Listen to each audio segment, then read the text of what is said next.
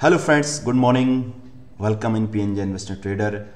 दोस्तों, मैं आज इस वीडियो में आपको स्टॉक की एग्जैक्ट वैल्यू कैलकुलेट कैसे करते हैं वो चीज़ बताने वाला हूँ, जहाँ पे एग्जैक्टली बिग प्लेयर बाइंग करते हैं as per rule of the fundamental और as per rule of technical chart और as per rule of implied volatility और हिस्टोरिकल वोलेटिलिटी। दोस्तों, हम लोग इसमें 3 टाइप से हम लोग स्टॉक की राइट वैल्यू हम लोग निकाल पाते हैं। फर्स्ट वन इज फंडामेंटल, जो बिग प्लेयर निकालते हैं, और सेकंड इज टेक्निकल चार्ट, हम लोग जो technical chart analysis method use करते हैं, और तीसरा हम लोग historical volatility and IV implied volatility के थ्रू हम लोग निकालते हैं। अगर तीनों हमारे वैल्यू एक आसपास कहीं आसपास मिलते हैं तो उस प्राइस पर हम लोग लॉन्ग टर्म के लिए बाई करते हैं फ्रेंड्स। ठीक है, तो दिस इज़ द बहुत इंपॉर्टेंट है, बहुत ही इंपॉर्टेंट है। तो इसको आप यूज कर सकते हैं, और चैनल पर नए हैं चैनल को जरूर सब्सक्राइब करिए। This is a pure technical fundamental method. ऐसा नहीं है कि दोस्तों मैं यहाँ पर हावभाजी में बात कर रहा हूँ। ठीक है, तो इसके पीछे बहुत कुछ मेरा काफ़ी कुछ गया है, उसके बिहाफ पे मैं ये चीज़ आपको इसमें बता रहा हूँ। ठीक है, तो यहाँ पे इंट्रांसिक वैल्यू क्या होती है? इंट्रांसिक वैल्यू वो वैल्यू जहाँ पे फंडामेंटली हम लोग बाई करते हैं, जहाँ पर स्टॉक एक राइट प्राइस पर आ जाता है। और रूल कहता है अगर इंट्रांसिक प्राइस के वैल्यू भी अगर मार्केट नीचे चला जाता है, you can buy a lot of, वहाँ पर बिना डर के आप बिंदास बाई करिए। ठीक है, कहाँ पर वैल्यू फंडामेंटल जो वैल्यू, ये जो फॉर्मूला है ये तुमको इंट्रांसिक वैल्यू का फॉर्मूला देता है। उसके बाद अगर इससे नीचे चला जाता है आप बिंदास बाई करिए। ठीक है, रूल यहीं पर कहता है कि आप यहाँ पर बाई करने।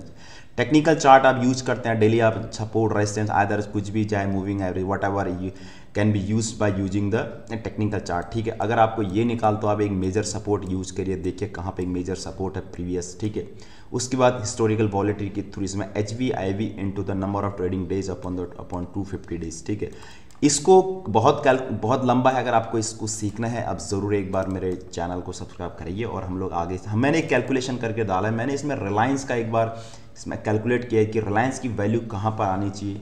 रिलायंस का मैंने करंट प्राइस लिया है 1215, ये अभी का है, और हाई मारा है 1609, लो मारा है इसने 1193। ठीक है, फंडामेंटल वैल्यू जो इंट्रांसिक वैल्यू आता है यहाँ पर मैंने एक कैलकुलेशन रखी, ये the TTM trailing 12 month trailing EPS and the P and this is the peg ratio, this is the rate of interest, this is the bond yield. ठीक है, तो यहाँ पर जो एग्जैक्ट वैल्यू आ रही है, जो इसकी इंट्रांसिक वैल्यू आ रहा है फंड 1034, यानी रिलायंस जब तक 134 के आसपास नहीं आएगा nobody can buy in this stocks of big player. ठीक है, तो बड़ा प्लेयर तभी बाय करेगा जब रिलायंस यहाँ पे 1034 के आसपास आएगा।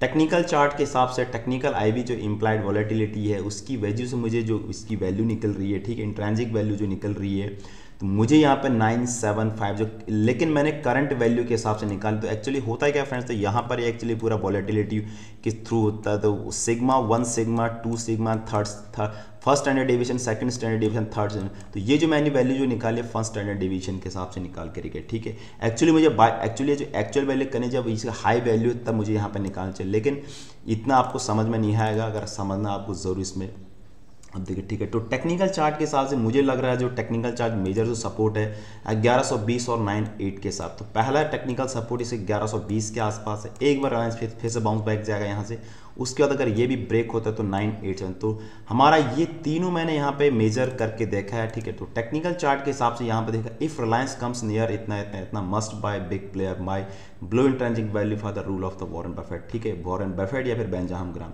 तो यहाँ पे जो एग्जैक्ट वैल्यू आ रही है 1034977 और टेक्निकल चार्ट के हिसाब से, तो यहाँ पे जो भी पहला आपका 1120 के हिसाब से अगर रिलायंस जब भी आता है आप GTT ऑर्डर लगा के रखे, तो यहाँ पे आप आधे क्वांटिटी यहाँ पर बाय कर सकते हैं फॉर लॉन्ग टाइम के लिए। देखो यहाँ तक अगर आता है तो बाय मस्ट बाय। तो दोस्तों ये कैसे निकालते हैं, अगर 1 by 1 करके आप जोड़ना है तो जरूर इसको buy. This is the basic rule of the how can find the strategic value and fundamental value. Thank you so much.